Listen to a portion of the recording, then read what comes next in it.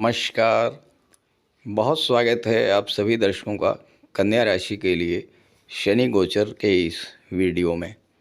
अब शनि से क्या डरना, 76 दिनों की बड़ी राहत। जी हाँ, कर्म फलदाता न्याय के देवता शनिदेव 28 नवंबर को वक्री अवस्था से मार्गी अवस्था में गोचर कर चुके हैं और सामान्य रूप से फल देने की स्थिति में आ चुके हैं। लेकिन आने वाले 76 दिन आप सभी को एक बड़ी राहत मिलने जा रही है शनिजन्य कष्टों से। आप सभी को सबसे ज़्यादा डर जिस ग्रह से लगता है वो है शनिदेव। शनि की साढ़े साती हो, शनि की ढैया हो या शनि की महादशा या अंतर्दशा शुरू होने वाली हो, ये सुनते ही मन में एक घबराहट सी शुरू होती है। पता नहीं किस तरह की समस्याएं जीवन में आएंगी, पता नहीं किस तरह के कष्ट मिलने जा रहे हैं। इस तरह की चिंताएं मन में आने लगती हैं। चूँकि शनिदेव एक राशि में लगभग 2.5 वर्ष तक गोचर करते हैं, इसलिए साढ़े साती हो या ढैया हो, ऐसा लगता है कि कब ये समय पूरा होगा। व्यक्ति शनिजन्य कष्टों से इतना अधिक पीड़ित हो जाता है कि उसे ये लगता है कि कब और कैसे इन कष्टों से मुक्ति मिलेगी। लेकिन आने वाले 76 दिन आपके लिए बड़ी राहत लेकर आने वाले हैं। ज्योतिष शास्त्र में ग्रहों के अंश बल का निर्धारण 0 डिग्री से 30 डिग्री के बीच किया गया है और जब कोई ग्रह 0 डिग्री पर होता है तो वो मृत अवस्था में होता है और कोई भी फल देने की स्थिति में नहीं होता। 0 डिग्री से 6 डिग्री के बीच का समय बाल्यावस्था माना जाता है और जब किसी ग्रह की बाल्यावस्था गतिमान होती है तब भी वो अपना फल देने में पूरी तरह सक्षम नहीं होता। शनि के साथ ऐसा ही होने जा रहा है। 5 दिसंबर को शनि का अंश बल होगा 0 डिग्री और 20 फरवरी को 6 डिग्री। तो ये वो समय होगा जब आपको शनिजन्य कष्टों से राहत मिलेगी।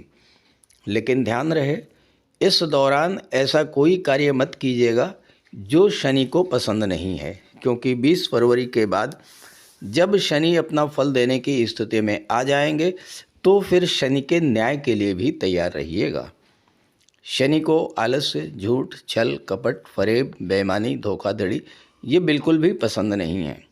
शनि चाहते हैं कि आप गरीबों की, नीडी पर्सन्स की हेल्प करें और अपना डेली रूटीन बिल्कुल सही रखें, टाइम की पंक्चुअलिटी का पालन करें।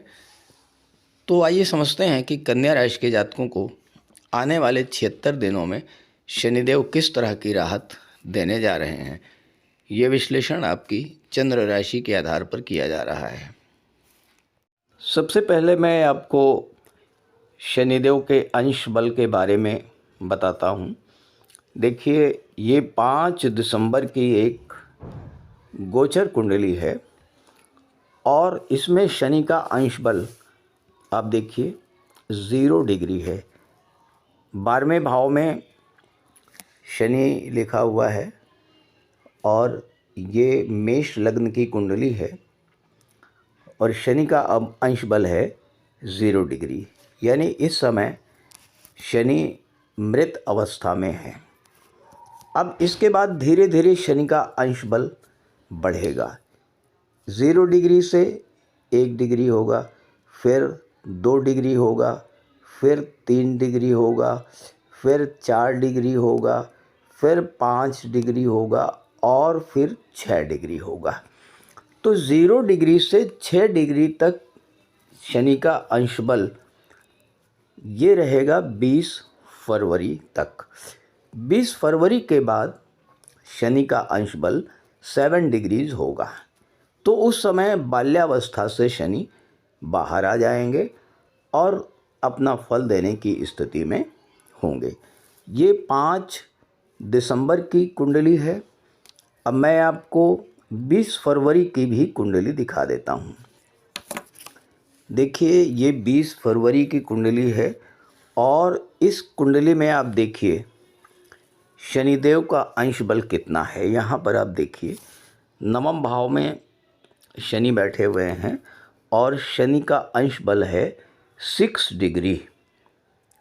शनि के ऊपर 06 लिखा हुआ है।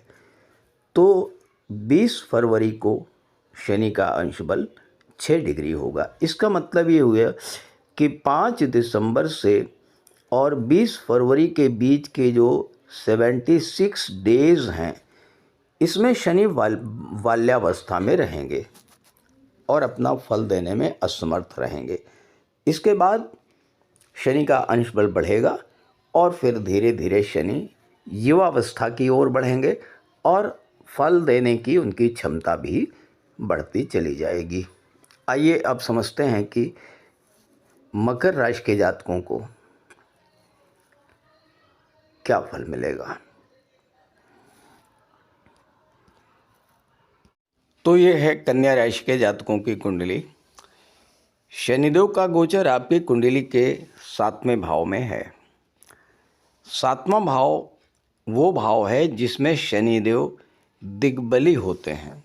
7वें भाव में शनि को दिशा बल प्राप्त होता है और कन्या राशि के जातकों के लिए शनि प्रबल योग कारक ग्रह भी बनते हैं। शनि आपकी कुंडली में 5वें भाव और 6ठे भाव के स्वामी होकर के 7वें भाव में गोचर कर रहे हैं और शनि को कन्या राशि के लिए बहुत अच्छा फल देना चाहिए था। लेकिन हुआ क्या? हुआ ये कि शनि वक्री हो गए। जब वक्री हो गए तो एक भाव पीछे का भी फल देने लगे। फल देने की गति भी धीमी हो गई। अब 7वें भाव में बैठ कर के जब 6ठे भाव का फल देंगे तो क्या होगा? 7वां भाव 6ठा भाव जो होता है ये संघर्षों का होता है, ये चैलेंजेस का होता है, ये रोग ऋण और शत्रुता का होता है। तो शनि 7वें भाव में गोचर करते हुए चूँकि वक्री थे तो शनि को चेष्टा बल भी प्राप्त था। तो शनि का चेष्टा बल 6ठे भाव पर जब पड़ा तो 6ठे भाव से संबंधित समस्याएं आपके जीवन में आनी शुरू हो गई। लेकिन 28 तारीख वो तारीख है जब से शनि मार्गी हो चुके हैं। जब शनि मार्गी होंगे तो फिर आपको सकारात्मक फल देना शुरू करेंगे और चूंकि अंश बल से कमज़ोर हैं तो जो नकारात्मक फल मिल रहे थे उनमें भी कमी आएगी। जो आपके जीवन में नेगेटिविटी आ चुकी थी वह भी समाप्त होगी। अब देखिए शनि को 3 दृष्टियां प्राप्त हैं। तीसरी दृष्टि, 7वीं दृष्टि और 10वीं दृष्टि। तो 7वें भाव में गोचर करते हुए शनि की तीसरी दृष्टि जो थी वो पड़ रही थी 9वें भाव पर। 7वीं दृष्टि आपके लग्न पर पड़ रही थी और 10वीं दृष्टि 4थे भाव पर पड़ रही थी। तो वक्री अवस्था में 9वां भाव, लग्न भाव और 4थे भाव से संबंधित चीज़ों में संघर्ष बढ़ा, समस्याएं आई। अब जब आपकी कुंडली का योग कारक ग्रह मार्गी होकर के चलेगा, सीधी चाल चलना आरंभ करेगा, तो फिर उस स्थिति में आपको सकारात्मक फल मिलने शुरू होंगे। किसी प्रकार का नुकसान नहीं होगा और जो नुकसान हो चुका है उसकी भरपाई भी होगी। तो क्या क्या बड़े परिवर्तन देखने को मिलेंगे, आइए इसी बात को समझते हैं। पहली बात यह है, 7वां भाव क्या होता है? 7वां भाव होता है व्यापार का और दशम का दशम होने के कारण 7वां भाव आपके कैरियर को भी दर्शाता है। अब जहाँ पर आप कार्य कर रहे हैं वहाँ पर कार्यस्थल पर किसी तरह का कोई स्ट्रेस बना हुआ था, तनाव की स्थितियाँ बनी हुई थी, कोई प्रमोशन आपका ड्यू था, प्रमोशन नहीं मिल पा रहा था, आपको आपके कार्यों का प्रतिफल नहीं मिल रहा था, रिवार्ड नहीं मिल रहा था, एप्रिसिएशन नहीं मिल रहा था। कार्य तो आप कर रहे थे लेकिन किसी और को एप्रिसिएशन मिल रहा था। कारण ये था कि कार्यस्थल पर आपके विरुद्ध पॉलिटिक्स चल रही थी, आपके खिलाफ राजनीति की जा रही थी, आपको नुकसान पहुंचाने का प्रयास किया जा रहा था। अब वो स्थितियां बदलेंगी। जब वो स्थितियां बदलेंगी तो प्रमोशन की स्थिति बनेगी, आपको एप्रिसिएशन मिलेगा, आपके रुके हुए कार्य पूरे होंगे, कार्यों को गति मिलेगी, सीनियर्स और बॉस का सहयोग भी आपको मिलेगा। तीसरी दृष्टि नवम भाव पर पड़ने के कारण नवम भाव से पिता का, धार्मिक यात्राओं का, धर्म अध्यात्म का, उच्च शिक्षा का विचार किया जाता है। पिता के साथ संबंध खराब चल रहे थे या पिता का स्वास्थ्य अचानक से खराब हो गया था तो रिलेशंस में सुधार देखने को मिलेगा और के पिता का स्वास्थ्य भी अच्छा होगा। उच्च शिक्षा के लिए विदेश जाना चाहते थे या किसी अच्छे इंस्टीट्यूट में एडमिशन लेना चाहते थे, नहीं मिल पा रहा तो यहाँ पर शनि जब मार्गी होंगे और नवम भाव से शनि का अशुभ प्रभाव जब समाप्त होगा तो आपके लिए उच्च शिक्षा के द्वार खुलेंगे, विदेश भी जा सकते हैं और अपने देश में भी किसी अच्छे इंस्टीट्यूट में आपका एडमिशन हो जाएगा। लग्न पर शनि की दृष्टि पड़ रही थी जिसके कारण आपके मन में लगातार चिंता तनाव की स्थितियां बनी हुई थी। मन में एक अनजाना भय था कि कहीं मेरी जॉब तो नहीं चली जाएगी, मैं नई जॉब के लिए ट्राई करूं या ना करूं, इस तरह के संशय आपके मन में बने हुए थे। तो आप इन चीज़ों से भी बाहर निकलेंगे।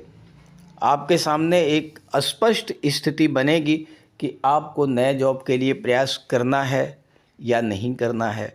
और दूसरी बात ये भी है, वक्री अवस्था में अगर आपने कहीं भूल से भी जॉब में परिवर्तन किया होगा तो निश्चित रूप से वहाँ पर स्थितियाँ ज़्यादा ही ख़राब निकली होंगी, क्योंकि शनि जब वक्री होते हैं तो वो ये चाहते हैं कि आप जहाँ पर हैं वहीं पर रहें, थोड़ा वेट करें, जो कार्य कर रहे हैं उसको कैसे इम्प्रूव किया जा सकता है, उसको कैसे बेहतर बनाया जा सकता है, इस बात पर फोकस करें, शनि ये चाहते हैं। और अगर आपने ऐसा ना करके कहीं जॉब में कोई परिवर्तन किया होगा अच्छा मानते हुए तो आपके सामने स्थितियां खराब मिली होंगी। कोई कोर्ट कचहरी या लिटिगेशन की स्थिति आपके जीवन में बन गई थी तो उसमें भी अब आपके लिए स्थितियां बेहतर होंगी, सफलता का योग बनेगा। शनि महाराज अब आपको सप्तम भाव का भी शुभ फल देना शुरू करेंगे। अब सप्तम भाव क्या होता है? सप्तम भाव आपके विवाह का होता है, दाम्पत्य जीवन का होता है, व्यापार का होता है, दैनिक रोजगार का होता है। तो आपकी डेली इनकम बढ़ेगी। आपका दैनिक रोजगार का कार्य है तो उसमें आप आगे बढ़ेंगे। आपका जो पैसा रुका हुआ था वो पैसा आपको मिलेगा। दाम्पत्य जीवन में किसी तरह के तनाव की स्थितियां बनी हुई थी तो वो दूर होंगी, एक दूसरे के प्रति अंडरस्टैंडिंग बढ़ेगी। पार्टनरशिप में कोई व्यापार व्यवसाय था और वहाँ पर भी कोई समस्या बनी हुई थी तो वो समस्या भी समाप्त होगी। यहाँ पर शनि महाराज जहाँ पर बैठे हुए हैं वहाँ से आपके कुंडली के चौथे भाव को भी देखेंगे। चौथा भाव क्या होता है? चौथा भाव होता है भूमि भवन और प्रॉपर्टी का होता है। शनि प्रॉपर्टी के कारक हैं, शनि निर्माण के कारक हैं। अब क्या होगा कि आपका लग्न भाव, भाग्य भाव भी एक्टिवेट होगा, चतुर्थ भाव भी एक्टिवेट होगा। तो उसका शुभ फल आपको किस तरह से मिलेगा? कोई प्रॉपर्टी आप लेना चाहते थे और शनि के वक्री होने की अवस्था में आप वो प्रॉपर्टी नहीं ले पाए, अब आपको उस प्रॉपर्टी को खरीदने का योग बन जाएगा। माता के साथ संबंध खराब हो रहे थे या परिवार में कटुता का माहौल बना हुआ था, घर परिवार का वातावरण आपको लिए सही नहीं था, तो उसमें सुधार आएगा। एक दूसरे के प्रति अंडरस्टैंडिंग बढ़ेगी, एक दूसरे के प्रति समझ बढ़ेगी और घर का माहौल ठीक होगा, माता का स्वास्थ्य भी सुधरेगा। और अगर आप राजनीति में हैं और पब्लिक के साथ आपका सपोर्ट नहीं मिल रहा था तो पब्लिक सपोर्ट भी आपको मिलना शुरू होगा। वक्री अवस्था में गोचर करने के कारण आपके अंदर जो आलस्य, थकान की स्थिति बनी हुई थी, काम को कल पर टालने की प्रवृत्ति बनी हुई थी, उसमें भी सुधार आएगा। टाइम की पंक्चुअलिटी बढ़ेगी और आप का जो टाइम शेड्यूल है वो भी सही होगा। समय से कार्य करना, जो आपका शेड्यूल है उसके अकॉर्डिंग जो टारगेट आपको मिले हैं उसे पूरा करना, इस तरह के कार्य आप इस समय करेंगे। पंचम और छठे भाव पर भी शनि का आधिपत्य है, तो छात्रों के लिए भी शनि का गोचर ये अच्छा रहने वाला है। आपका कोई एग्ज़ाम होना था, नहीं हो पाया, कोई रिज़ल्ट आना था, नहीं आ पाया, नौकरी में सिलेक्शन हो गया लेकिन आपको नियुक्ति पत्र नहीं मिला, तो इस तरह की समस्याएं भी सॉर्ट आउट होंगी। लव रिलेशंस में किसी तरह की दूरी बनी हुई थी तो वो दूरी भी समाप्त होगी।